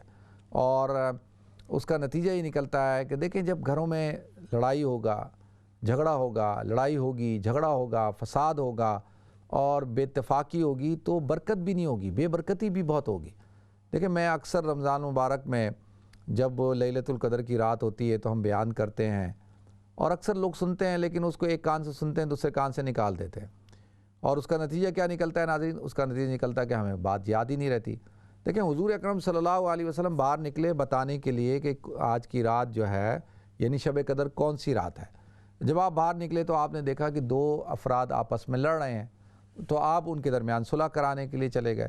تو جب صلح کے چکر میں جو ہے وہ اللہ تعالیٰ نے آپ سے اس کو بھلوا دیا. تو اس سے علماء اور حضور نے فرمایا کہ اچھا ہی اللہ نے مجھے بھلوا دیا. اور دوسرا علماء نے بات فرمائی, دیکھو کہ آپس کے جھگڑے کی بے برکتی کی وجہ سے اتنی بڑی جو ہے نشاندہی نعمت جو ہے اللہ تعالیٰ نے اٹھا لی.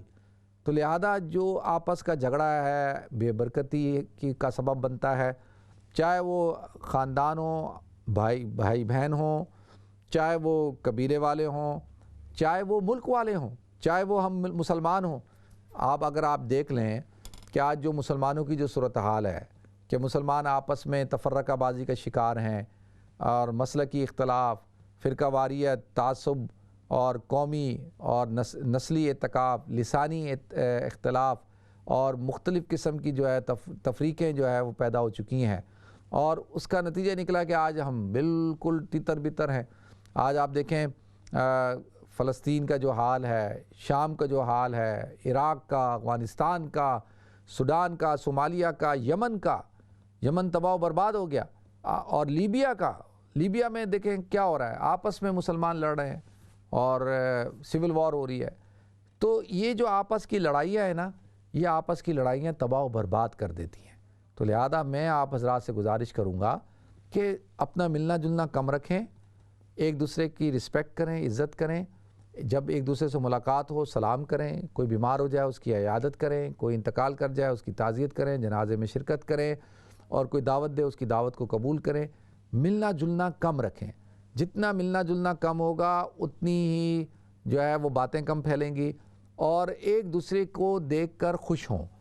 اگر اللہ تعالیٰ نے آپ کے کسی بھائی کو زیادہ دولت دے دی ہے، زیادہ اولاد دے دی ہے، زیادہ اس کے پاس دنیاوی نعمتیں ہیں، تو اس سے خوش ہوں، جیلسی نہ کریں۔ یہ جو جیلسی کا جو فیکٹر ہے نا، جیلسی نے تباہ و برباد کر کے رکھ دیا ہے۔ تو جیلسی نہ کریں، حسد نہ کریں، اور غیبت نہ کریں، چغل خوریاں نہ کریں۔ بچوں کی عادت ہے، دیکھیں بچے بڑے ہو رہے ہوتے ہیں چغل خوریاں کرتے ہیں، ادھر کی بات ادھر، ادھر کی بات ادھر لگا دیتے ہیں، اس سے کیا ہوتا ہے گھروں میں نا اتفاقی ہو جاتی ہے۔ تو جو بڑے ہیں ان کو سمجھداری کا مظاہرہ کرنا چاہیے، اور ان کو ان معاملات کو سنبھالنا چاہیے۔ اور دیکھیں والدین کے لیے بڑی تکلیف دہ بات ہوتی ہے کہ ان کی موجودگی میں ہی ان کے بچے آپس میں ناراض ہوں، اور اس کی بنیادی وجہ جو ہے کوئی نہ کوئی ایک کریکٹر ہوتا ہے خاندان میں، گھر میں کوئی ایک خاتون ہوتی ہے، کوئی ایک فرد ہوتا ہے جس کا کام یہی ہوتا ہے صرف لڑائی کرنا، جھگڑا کرنا، فساد پھیلانا۔ اللہ ان کو بھی ہدایت عطا فرمائے۔ تو یا ولیو، یا ودودو، یا جامعو، یہ 3 نام ہیں، یا ولیو، یا ودودو، یا جامعو، یہ 313 دفعہ پڑھا کریں، انشاءاللہ اللہ تعالیٰ گھر میں محبت کو پیدا فرمائیں گے۔ ناظرین، پروگرام کا وقت بالکل ختم ہو چکا ہے، انشاءاللہ آپ حضرات سے کل ملاقات ہوگی۔ السلام علیکم ورحمۃ اللہ وبرکاتہ۔